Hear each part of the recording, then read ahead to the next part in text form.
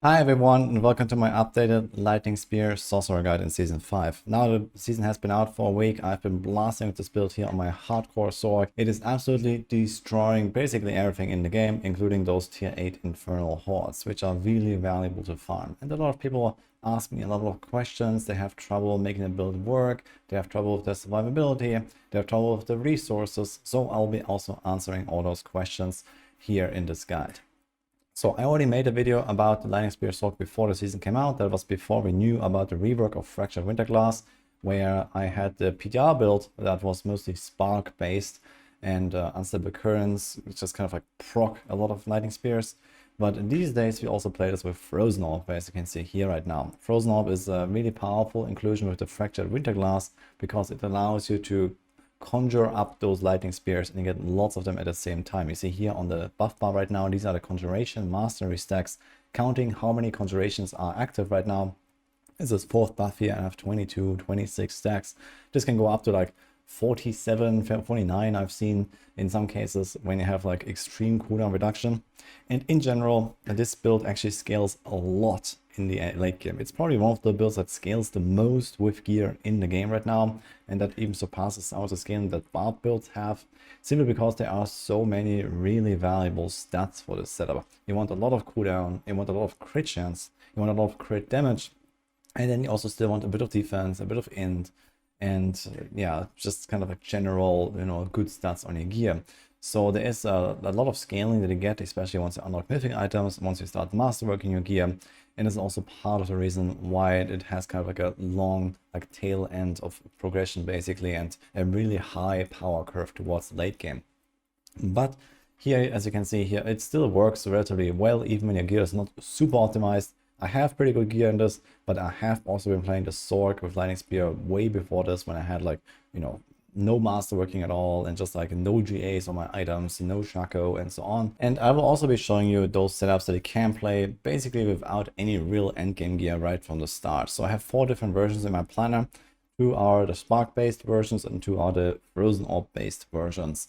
Depending on what you feel like playing, the Frozen Orb versions are definitely stronger in the late game, but if you don't have the Fractured Winterglass available just yet, that you get from Lonzia, for example, if you're just starting out of his Zork, then you can also play another version of this Lightning Spear that just requires much less investment and still functions just fine. But yeah, the damage output is really high, especially AoE damage is very high on this build, and luckily here in Infernal Hordes, for example, that a lot of people are farming in Season 5, you have this council triple target fight basically, which makes it fairly easy for this build here. As you can see here, I am absolutely melting those tier 8 horde bosses, and single target is usually not really that great. So if you are fighting pit bosses, for example, it's a bit of a different story, because you deal multiple times more damage basically against more than one target, because the lightning spears don't target very well when there's only one enemy, and also when they hit one enemy, then they can chain the damage to another enemy. So basically you want optimally at least 5 targets to have optimum damage output, and on single target your damage is much reduced. So this is also something to be aware of when you play this build. The gap between AoE damage and single target damage is some of the largest of all builds in the game as well. So it has insane clear. This lightning spears fly multiple screens away, clear everything, especially if you run pits, you will see that. Single target is not the greatest compared to how much AoE damage it has. That being said though, it is still one of the strongest builds. I would rank it somewhere in like top 3, I guess, in the game right now overall, just because it has this insane potential, insane clear, and the damage on single targets is still really good anyway once it's optimized. Either way, it's a very efficient build to play if you play a Zork, or even if you just want to make an alt, for example, and then work towards this setup, and I will show you how this is done. I also recommend you go check out the NERFED guide. This is mostly the setup that I've been playing as well. So I have been doing some tweaks on this, but he does have a full Maxwell version here, including all of the progression steps, how to get started, leveling, and then the late game stuff as well. So you can go check this out here if you want to have the more in-depth written version. And there's like a lot of really good choices here in NERFED's guide. And here's also my own planner. So this is also what I've been talking about at the start. We have 4 different variants here. So 2 of them I've already previewed in my pre-season style video. This was the pure lightning version here. This was based on Spark. So the idea here is that you cast Lightning Spear as often as possible, which does damage with the splintering aspect, but then you also trigger Lightning Spears for free with Unstable Currents and spamming Spark. So this is kind of the setup here. There is also a late game version where you can do this with Ball Lightning, which is more efficient because you can use Starter Skies as another damage buff, for example. And Ball Lightning also has the advantage that it cannot trigger itself with Unstable Currents. So there's only 3 different options instead of 4. So you get more Lightning Spears out, you get more of those Conjuration Mastery stacks, which is very powerful. The idea is in general for this whole build that you have as many Lightning Spears going at the same time as possible. Then you get these Conjuration Mastery stacks, they ramp up the damage, they give you infinite mana. If you spend mana with Frozen Orb, for example, infinite movement speed basically up to the cap. And it's just like a really huge damage buff on top of just having more spears, meaning that you have more options or like more opportunities to deal damage to the target, of course. So this is kind of how that Spark setup works. And then for the Frozen Orb, which is like mainly what I will be talking about here, since this is mainly what you want to be aiming towards, you play Fractured Winterglass. And Fractured Winterglass has this conjuration cooldowns are reduced when a Frozen Orb explodes effect. So this was added in the rework in Season 5, and this is what made this setup possible. So now, instead of casting Spark and then proccing random Lightning Spears, sometimes with Unstable Currents, you can now just cast Frozen Orbs, and those Frozen Orbs will shoot out more Lightning Spears. And they will also cast Hydras, they will also cast Ice Blades, which is kind of nice. In fact, I even go for the Ice Blades enchant. So you usually have 3 Ice Blades here, 3 Ice Blades here, or 2 maybe at least. And then you have 2 Hydras up, so you already get like something like 7 to 8 Conjuration Mastery stacks by default. And each of those Conjurations can proc Frozen Orbs, and each of those Frozen Orbs can then spawn another Conjuration. So there is a lot of like synergy here with having high attack speed, having a good roll of this Conjuration effect here on the Fractured Winterglass, for example. And then every time there is like a Lightning Spear spawn, you just get more value out of it. And this is how you get those insane ramping on Conjuration Mastery for this extra damage. And when you have a lot of ranks, you see here, for example, this setup has 12 ranks in Conjuration Mastery. A single Conjuration gives you 12% extra damage. And in some extreme cases, I go to 40 stacks. It's literally like times 5, times 6 damage output just from this passive that you can masterwork up here on the Fractured Winterglass and then put 3 points on the tree. And this is where like a lot of this massive damage scaling comes from in the late game. So once you get to the point where you have a lot of crit, a lot of cooldown, and also a lot of attack speed, and maybe some lucky hit, then the stuff gets really crazy. And this is what I mean with this insane late game scaling. There are so many different multiplicative bonuses to this build that just keep ramping more and more that it gets pretty wild with what you can do in the late game. So between those different builds, as I mentioned, if you don't have anything, I recommend you to just play this Pure Lightning starter variant. This doesn't need much gear because you can reset your Unstable Currents cooldown quite well with the Hectic aspect, since you spam Spark all the time, and then also the Orange Herald aspect. Again, since you spam Spark and you also get these random proxy all the time, you will proc Orange Herald quite often, and this will reset your Unstable Currents to the point where you will just have permanent Unstable Currents. And then we also combine this with, for example, Overwhelming Currents, 40% chance to cast an extra shock skill when Unstable Currents triggers. So you have relatively good chances to trigger those Lightning Spears all the time. And this setup just kind of works pretty much from the start. All you want is a bunch of cooldown and crit chance. You want to try to get to 100% crit chance of this build because the splintering energy aspect will only deal damage when you crit. So you want to try to get to 100%. In the Spark setup, that is around 52% with a good Asos Heirloom. That gives you 40% extra, and Spark gives you 8. Then you're at 100. For the Frozen Orb variants, it's actually not possible to get to 100% because you just don't really have enough slots. You're kind of missing the Amulet, you're missing the Spark, and so on. There's also Terrasha Ring, for example. So here we have 47 plus 40 is like 87% crit chance, for example.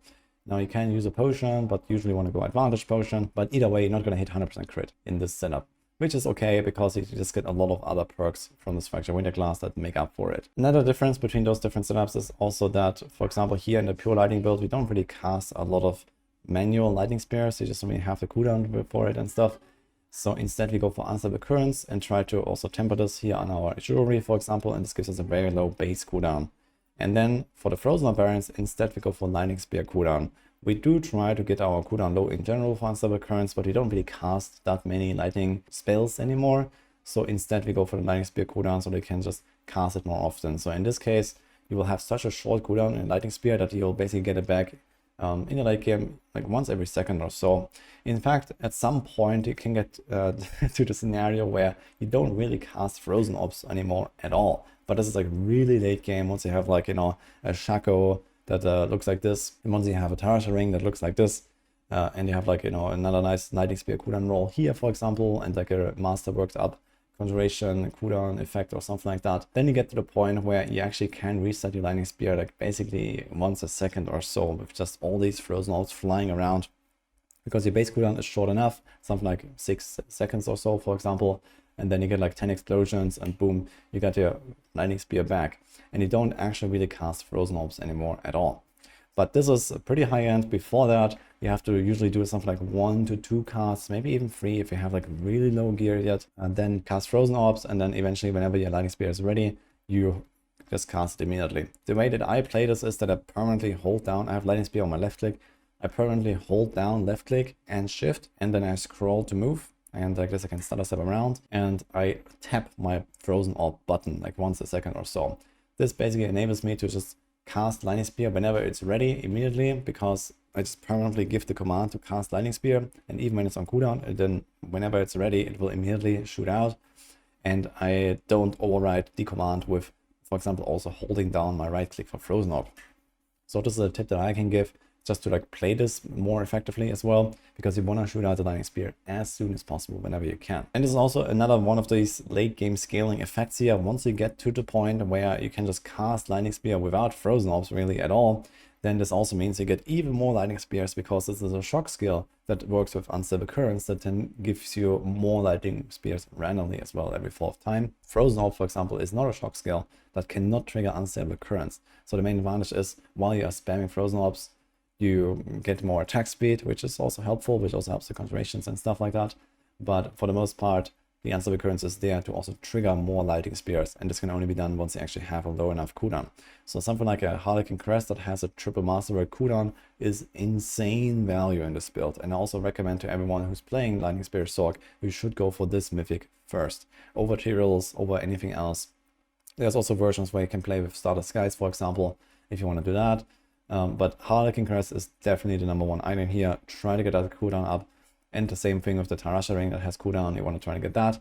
Very important, very strong for this setup. So any more cooldown you can add to this is extremely valuable. Also, you may notice here that we have a staff equipped and 2-handed splintering energy aspects. So the optimal stuff looks kind of like this. You can also go for the chance to cast a second Lightning Spear when cast. Is kind of like what I have on my stuff. You might have seen that. We made a little video about this. So this is actually what my weapon looks like. Basically 100% perfect. And yeah, this is crazy because you want a lot of crit damage here. The crit damage scales this splintering energy aspect, and it scales it with like basically 1-to-1 as far as I know. So all this crit damage that you have, you're gonna have something like 1200 in late game or something, even 1400 or so, I guess, is probably possible if you go all in with like a crit damage ring, crit damage glove, and so on, and masterwork that stuff up.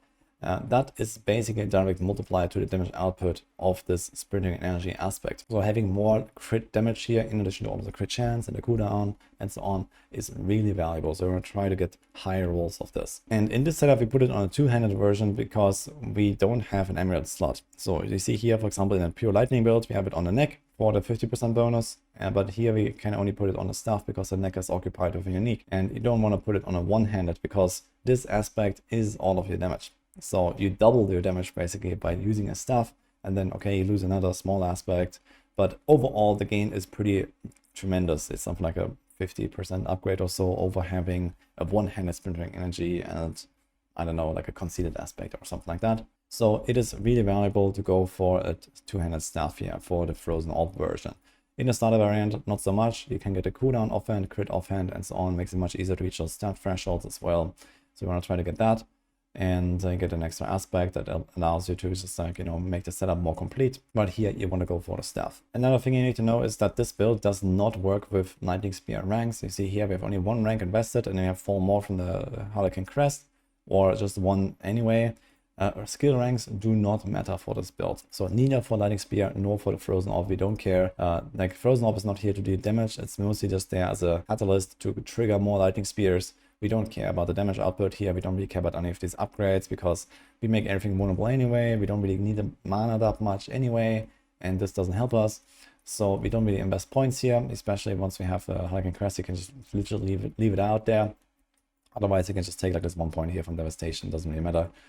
And here we have Lightning Spear, also just 1 point, and then we get to the 15% crit chance here, and then we get to the stun on Lightning Spear crit. And also we have the vulnerable application here on crit. So there's a lot of synergies with crit, you can see here, just from the skill and also from the splintering energy aspect. As I mentioned, you want to try to get to 100% if you can. Your self-casted Lightning Spears can actually hit 100% thanks to this enhanced Lightning Spear effect, but your triggered Unstable Currents as Lightning Spears cannot, because you just don't have enough crit chance. But as I mentioned, yeah, if you have like 45% crit chance, which is doable with like the glove and the ring, so this is like quite some investment here. You see there's like a greater affix and 2 masterworks. Here's a greater affix and 1 masterwork. But it can also get away with like slightly less, for example. But 45% is a good value to hit. And then Asus Heirloom can give you 40%, you have 85, and then 100% here. And in this version, a lot of your Lightning Spears will also be self-cast, especially once you get to really high cooldown values, but also a bunch of them will not be self-cast because they will come from the Fractured Winter class, so those will not always crit. Now, one point about mana management in this build, a lot of people tell me that especially early on they might just run into issues with mana. Frozen Orb does cost a lot, and if you spam it like 1.5 times per second or something like that, that is a lot of mana cost. So the main thing that solves this later is just like more gear basically, because you get more Conjuration Mastery ranks. So if you already have a Fractured Winter class, you will be playing Frozen Orb and then try to masterwork up the Conjuration Mastery, because this gives you more mana regeneration. You see here, it's 24% mana regen for each active conjuration. It's 2% per rank per conjuration. And each rank, when you have like 20 stacks of this, obviously adds a lot of mana regeneration. So this is number 1 here. And also another thing that I can recommend here is the Unleash Glyph. So this is something you can do. I have this here, for example, here in the Frigid Fate board. Some people run the Charge Glyph, but I really like the Unleash Glyph, especially like early on when I'm still regularly spamming Frozen Orbs. It's very easy to trigger. Basically, almost every single Frozen Orb will trigger it. And then you also get 8% increased damage and 25% mana regen for 3 seconds. And this also makes it much easier early game to sustain. Late game, I think also Norfa's Guide, for example, has a Charged Glyph here. Charged gives you 15% damage when you pick up Crackling Energy for 5 seconds, but this means you also have to spawn Crackling Energy. So in my setup here, I don't have any Crackle. You can get Crackle from the Static Discharge passive, and then you can also, for example, go for the Overflowing Energy. This allows you to also reset the cooldowns a little bit faster. So especially softcore and especially like very late game, I think this is a relatively good choice. Personally, I'm going with Fierce Mastery because it gives you 25% damage reduction basically at all times. I like that on hardcore. Unfortunately, the offensive effect of Fierce Mastery is not working properly for the Lightning Spear aspect. It seems like it only works for skills and not for those splintering energy effects, for example. So that's a bit of a bummer. Else this would be the clear winner basically. But yeah, you can go a few points in Static Discharge, get Crackles, get a Charged Glyph, and then Overflowing Energy, and also this point here in Supreme Unstable Currents. You can free up a few points, for example, from Hoarfrost and Permafrost here. You can also maybe remove these here, the Electrocution, so depending on what you want to remove there. And yeah, maybe even the barrier duration is maybe not necessary. So this is also some points you could remove here in order to free up the 4 points to get this and the 3 points on the Crackle. Or maybe just 2 points might be enough, and then it can go Charged. But this is like a more very late game thing. I think early on this helps people a lot more with the Unleash. This is why I have it in a setup as well. For our enchantments, we have Ice Blades and Firebolts. You might be wondering why Ice Blades and not something like Lightning Spear or something like Frozen Orb when you already cast so many Frozen Orbs. Well, it turns out that Ice Blades just help you more. So they have a chance to trigger random conjurations. And the thing is that there is a separate cap for the self-casted plus Fractured Winterglass amount of Ice Blades. You can have 3 of them. And then there's another cap of 3 Ice Blades that you can get from the enchantment. So you can have a total of 6 if you have the enchantment, but only 3 if you don't. So 3 extra Ice Blades means 3 extra Conjuration Mastery stacks. It also means just more Frozen Orb casts that then spit out more Lightning Spears. And it turns out that it's just like a better package than having, for example, you know, Lightning Spear aspect. So for example, here I can do Absorbing Crackling Energy as a chance to conjure a Lightning Spear.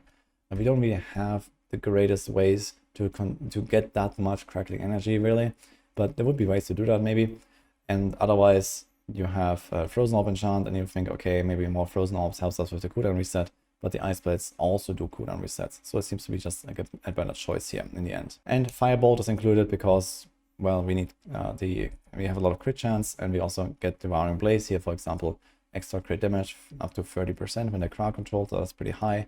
And then also we have the Burning Instinct Ward here. We get a lot of burning damage reduction from those nodes here, Smoldering Embers and surrounding nodes. So this is a very nice defensive choice. So this kind of is a pretty standard thing for lots of Sorc builds, including this one. Another thing that I get a lot of questions about is the Tybalt's Will. Why is this included? It's not really that much for the resources. However, early on with the Frozen Orb variant, it can help you a little bit, because every time you teleport, you become unstoppable for a split second. That triggers Tybalt's Will for the damage bonus and also for the resource gain. So this can be kind of nice, but personally I didn't really go much with this choice. This is something, okay, for like, yeah, the easier content, I guess. If you do tormented bosses, they're not really that threatening most of the time. If you just want to blast it down, this is like the maximum DPS option for that. But personally, I usually play with normal pants that have concentration on them, because you want to have maybe some defensive powers. So if here, for example, I think Norfa has Tybalt's Will anyway, and he just relies on the survivability you get from Tyrio's Might, which is enormous. But on hardcore, I'd like to have another defensive choice here, but you can definitely go just include Tybalt's Will. I also like to have the Ice Armor duration. Ice Armor duration can be basically permanent if you have one of the tempers. So I also like the normal pants for that reason. And then, for example, we have the Mystical Ice Armor here, where we deal 50% increased damage against frozen enemies. Very easy to freeze stuff when you have frozen orbs flying everywhere. And this also gives you a double dipping effect with the Storm Sweller aspect currently. So this is currently bugged. And as far as I understand, you get this effect twice if you have a staggered boss and you have Ice Armor active with Mystical Ice Armor. So you need to go for this choice. You want to try to have Ice Armor up permanently, and then you need to stagger bosses and you get a big damage buff. So this helps a lot with the boss damage, because this build doesn't really have great single target. So you kind of want to make use of that. And this is why Storm Sweller is included here over other aspects, like, for example, Shredding Blades would technically be, it has the same value, but it would be easier to activate. But we don't actually run it, we run Storm Swell for this reason. Either way, this concludes the guide here, so I hope you enjoyed this. Hope this helps you out with maybe some of the questions I could answer with the Lightning Spear Sorc. Personally, I've been having a blast with this build, and as I mentioned, you can make some adjustments, especially on softcore. You can go a little bit greedier than I do. I have a fairly tanky setup here that is not necessarily required in order to play this build effectively. But yeah, on softcore, for example, I would maybe make some more greedy choices. So this overflowing energy stuff is an option. Tybalt's Will here, for example, and you can kind of squeeze out more DPS. But honestly, you saw a clip at the start, those tier 8 bosses melt. You always want to try to stack them up, especially in Infernal Hordes, trying to get all those 3 council members together. Because remember, if there's only one target, you deal much less damage. If there's 2 targets, you already multiply your damage. So you want to have, you know, kind of the similar kill speed for all of them. And also, whenever you can, for example, in the pit bosses or something, when there's ads, you know, try to get them onto the boss, and then you can benefit a lot more from those chaining effects of the splintering energy aspect. I hope you enjoyed this guide. I wish you good luck with the Sorc in Season 5. So I will probably put out some more stuff for the Sorc as well. I'm planning to play Chain Lightning as well and see what we can do with that. It's also a relatively strong build as far as I know. So I'm quite excited to try that out soon, and I'm going to keep you guys covered. Hope you like this, and see you guys next time.